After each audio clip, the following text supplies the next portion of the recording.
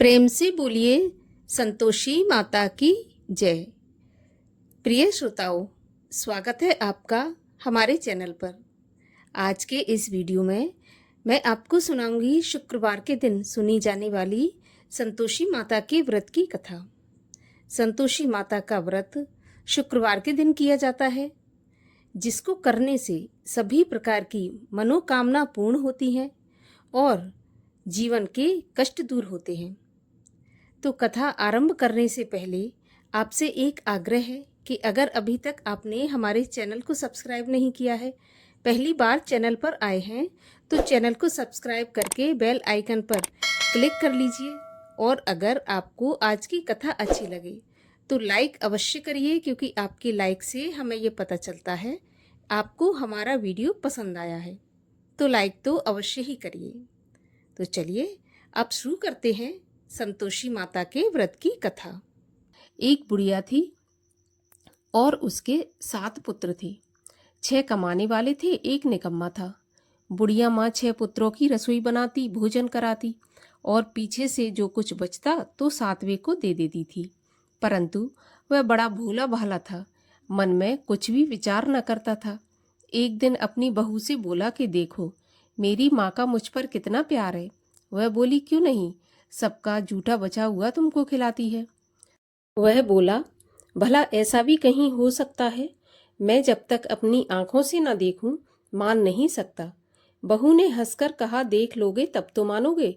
कुछ दिन बाद बड़ा त्योहार आया। घर में 7 प्रकार के भोजन और चूरमा के लड्डू बने।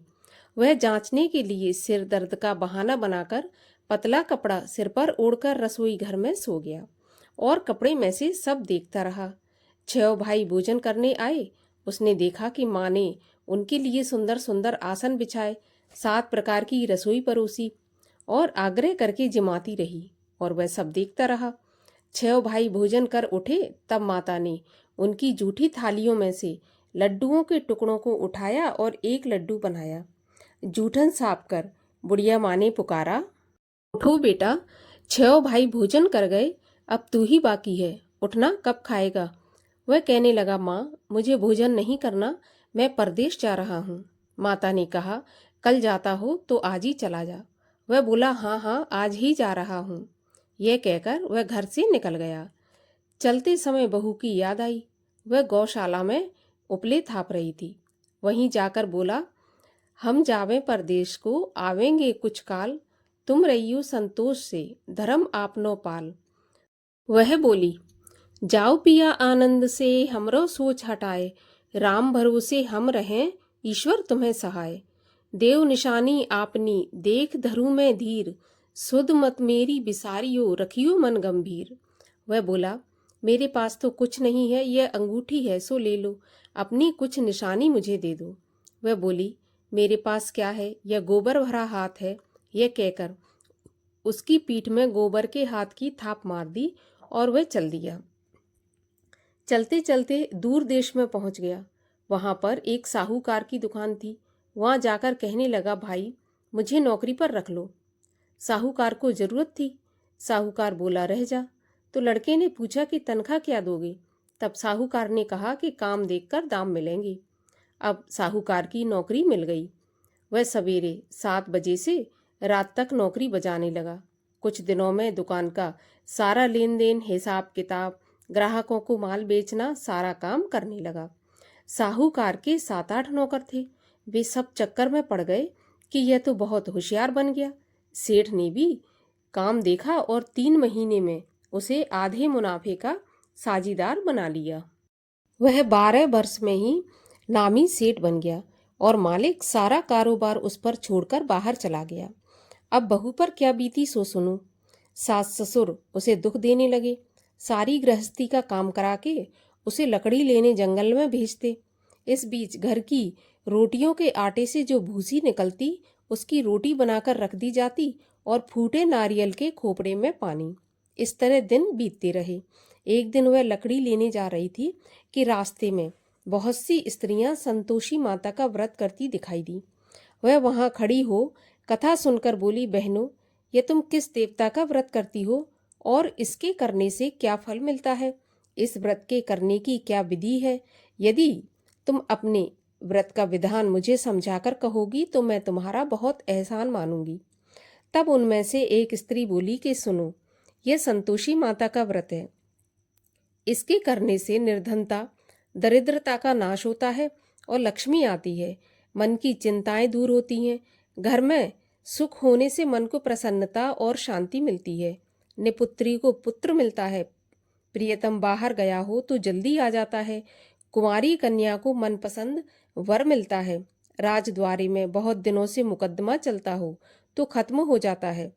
सब तरह के सुख शांति हो, घर में धन जमा हो, पैसा जायदाद का लाभ हो, रोग दूर हो और जो कुछ भी मन में कामना हो सब इस संतोषी माता की कृपा से पूरी हो जाती हैं।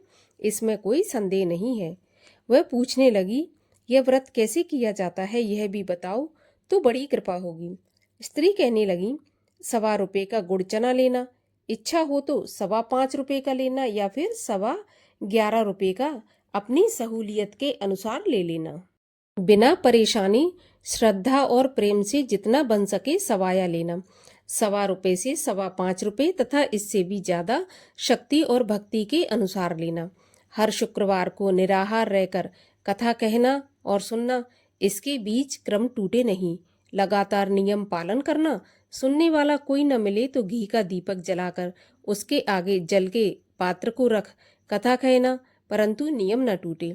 जब तक कार्य सिद्ध न हो नियम पालन करना और कार्य सिद्ध हो जाने पर ही व्रत का उद्यापन करना। 3 महीने में माता पूरा फल प्रदान करती है। यदि किसी के खोटे ग्रह हों तो भी माता 1 वर्ष में अवश्य कार्य सिद्ध करती हैं। कार्य सिद्ध होने पर ही उद्यापन करना चाहिए, बीच में नहीं।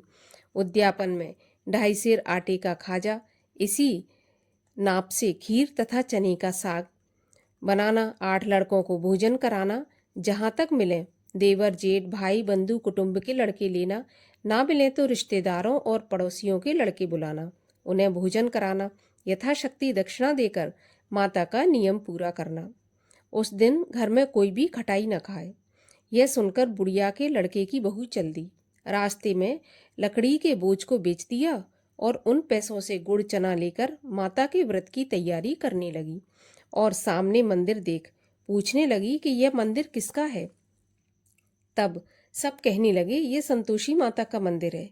यह सुन माता के मंदिर में जाकर माता के चरणों में लौटने लगी। दीन होकर विनती करने लगी कि माँ, मैं निपट मूर्ख हूँ, व्रत के नियम नहीं जानती, मैं बहुत दुखी हूँ। हे माता जगत जननी, मेरा दुख दूर कर, मैं तेरी शरण में हूँ। माता को दया आई। एक शुक्रवार बीता कि दूसरे शुक्रवार को ही इसके पति का पत्र आया और तीसरे को उसका भेजा हुआ पैसा भी आ पहुंचा। यह देखकर जिठानी मुंह से कोड़ने लगी। इतने दिनों में इतना पैसा आया, इसमें क्या बड़ाई है। लड़के ताने देने लगे। काकी के पास अब पत्र आने लगे, रुपया आने लगा। अब तो काकी की खातिर बढ़ेगी, अब तो काकी बुलाने से भी नहीं बोलेगी। बेचारी सरलता से कहती, भैया पत्र आवे रुपया आवे तो हम सबके लिए अच्छा है। ऐसा कहकर आंखों में आंसू भरकर संतोषी माता के मंदिर में मातेश्वरी के चरणों में गिरकर रोने लगी। माँ, मैंने तुमसे पैसा नहीं मांगा, मुझे पैसे से क्या काम है। मुझे तो अपनी सुहाग से काम है। मैं तो अपने स्वामी के दर्शन और सेवा मांगती हूँ। तब माता ने प्रसन्न होकर कहा कि जा बेटी, तेरा पति आएगा। यह सुनकर खुशी से बावली हो घर में जाकर काम करने लगी। अब संतोषी माँ सोचने लगी कि इस भोली पुत्री से मैंने कह तो दिया कि तेरा पति आएगा, पर आएगा कहाँ से। वह तो स्वप्न में भी इसे याद नहीं करता। उसे याद दिलाने मुझे ही जाना पड़ेगा। इस तरह माता बुढ़िया के बेटे के पास जाकर स्वप्न में प्रकट होकर कहने लगी, साहूकार के बेटे, सोता है या जागता है। वह बोला, माता सोता भी नहीं हूँ, जागता भी नहीं हूँ, बीच में ही हूँ, कहिए क्या आज्ञा है। माँ बोली, बेटा तेरा घर बार है या नहीं। वह बोला, मेरा सब कुछ है माता, माँ बाप भाई बहन बहू, क्या कमी है। माँ बोली, भोले पुत्र, तेरी स्त्री घोर कष्ट उठा रही है। माँ बाप उसे दुख दे रहे हैं, वह तेरे लिए तरस रही है, तू उसकी सुध ले। वह बोला, हाँ माता, यह तो मुझे मालूम है, परंतु मैं जाऊं कैसे? परदेश की बात है, लेन देन का कोई हिसाब नहीं है, कोई जाने का रास्ता नजर नहीं आता, कैसे चला जाऊं? माँ कहने लगी, मेरी बात मान। सवेरे नहा धोकर संतोषी माता का नाम ले, घी का दीपक जला, दंडवत कर दुकान पर जा बैठना। देखते देखते तेरा लेन देन चुक जाएगा, जमा माल बिक जाएगा, सांझ होते होते धन का ढेर लग जाएगा। वह सवेरे बहुत जल्दी उठकर स्नान करके संतोषी माता को दंडवत कर घी का दीपक जला दुकान पर जा बैठा।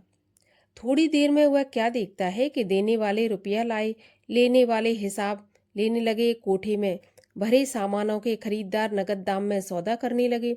शाम तक धन का ढेर लग गया। माता का चमत्कार देख मन में प्रसन्न हो माता का नाम ले घर ले जाने के वास्ते गहना कपड़ा खरीदने लगा और वहां के काम से निपटकर घर को रवाना हुआ।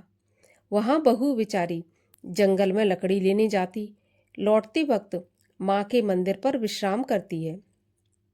वह तो उसका रोज रुकने का स्थान था। दूर से धूल उड़ती देख वह माता से पूछती है कि हे माता, ये धूल कैसी उड़ रही है? तो माँ कहती है, पुत्री, तेरा पति आ रहा है। अब तू ऐसा कर, लकड़ियों के 3 बोझ बना ले, एक नदी के किनारे रख, दूसरा मेरे मंदिर पर और तीसरा अपने सिर पर रख ले। तेरे पति को लकड़ी का गट्ठा देखकर मोह पैदा होगा, वह वहां रुकेगा, नाश्ता पानी बना खाकर माँ से मिलने जाएगा।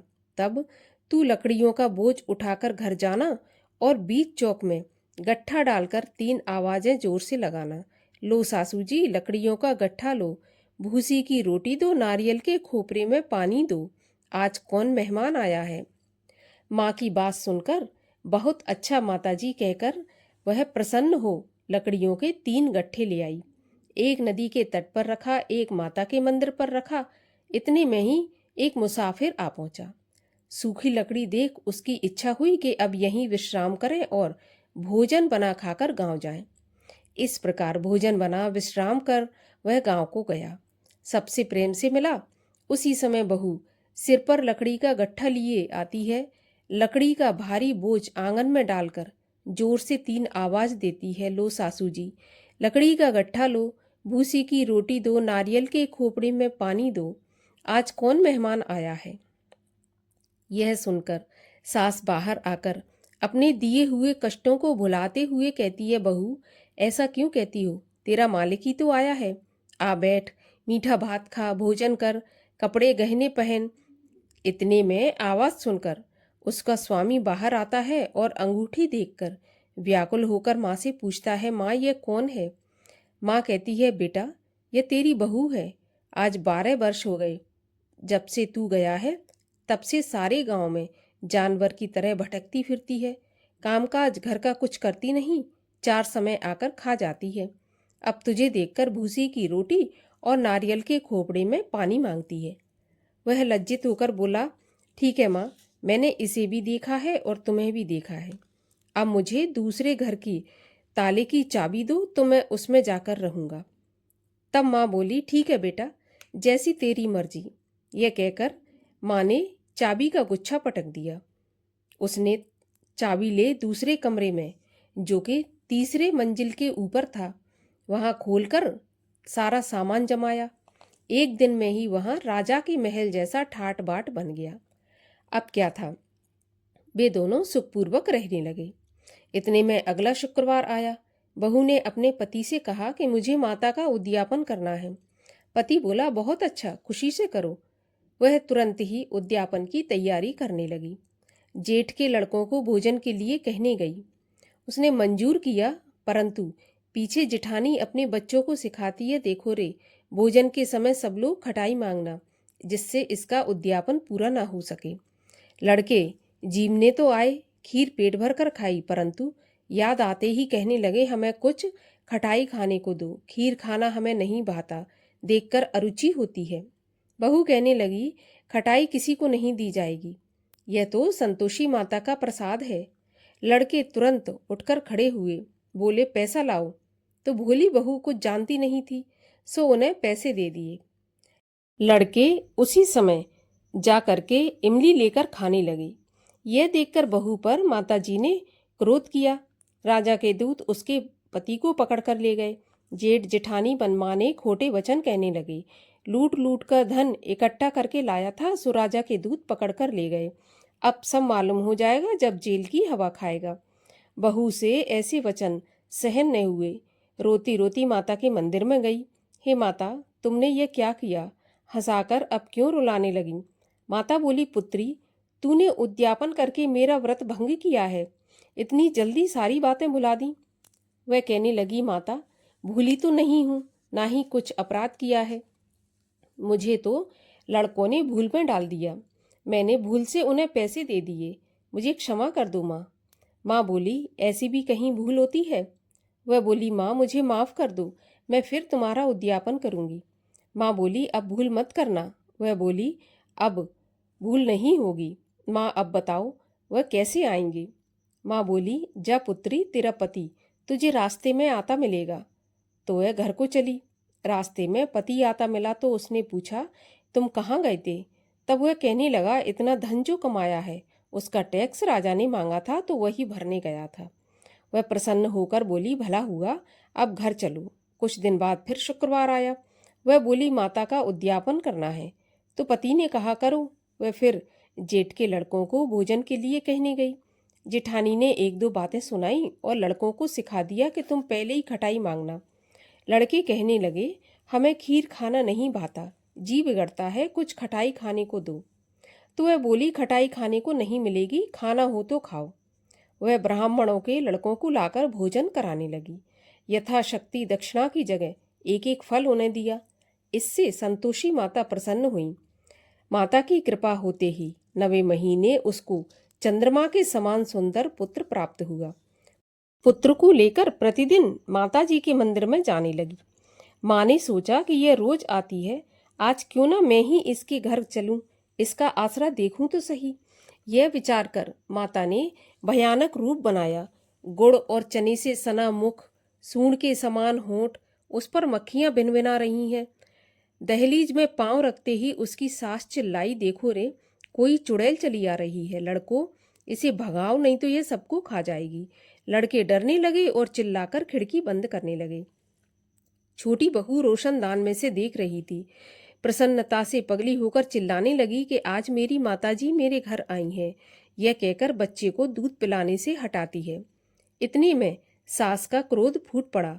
बोली, देखो इसे देखकर कैसी उतावली हुई जो बच्चे को पटक दिया।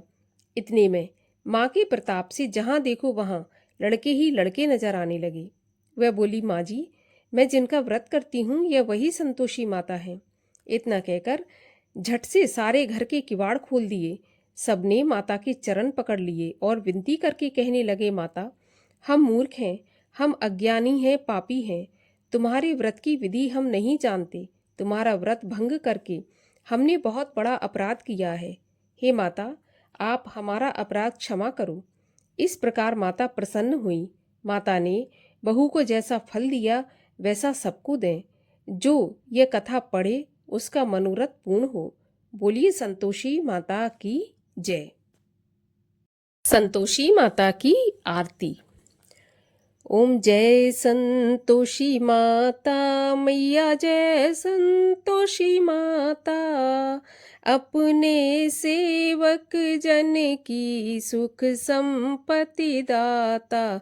ओम जय संतोषी माता, सुंदर चीर सुनहरी माँ धारण कीनो, हीरा पन्ना दम के तन श्रृंगार लीनो।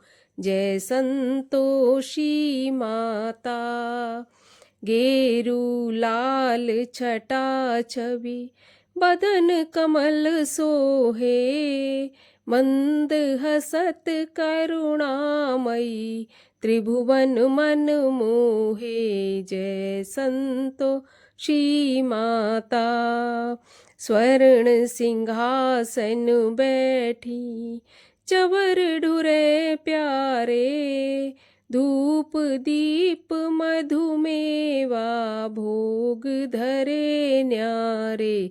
जय संतोषी माता, गुड़ और चना परम प्रिय, ताम संतोष किए, संतोषी कहलाई, भक्तन वैभव दिए, जय संतोषी माता।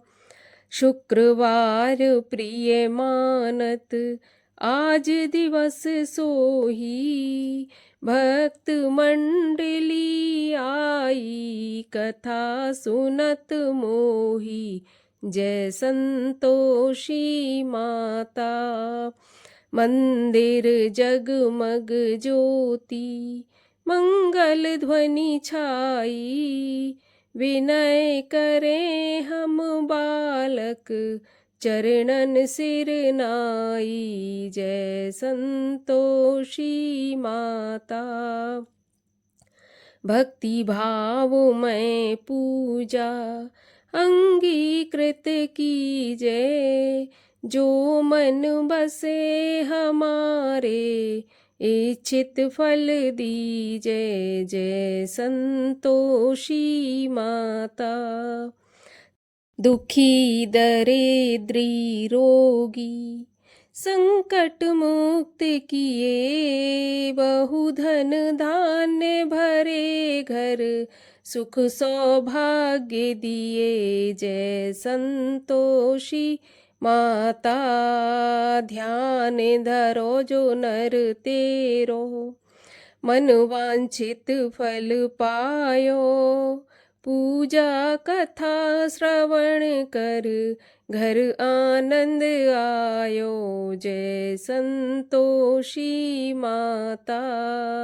शरण गहे की लज्जा, रखियो जगदम्बे, संकट तुम ही निवारो, दयामयी अम्बे, जय संतोषी माता। संतोषी माँ की आरती, जो कोई नर गावे, रिद्धि सिद्धि सुख संपत्ति, जी भर के पावे, जय संतोषी माता। बोलिए संतोषी माता की जय।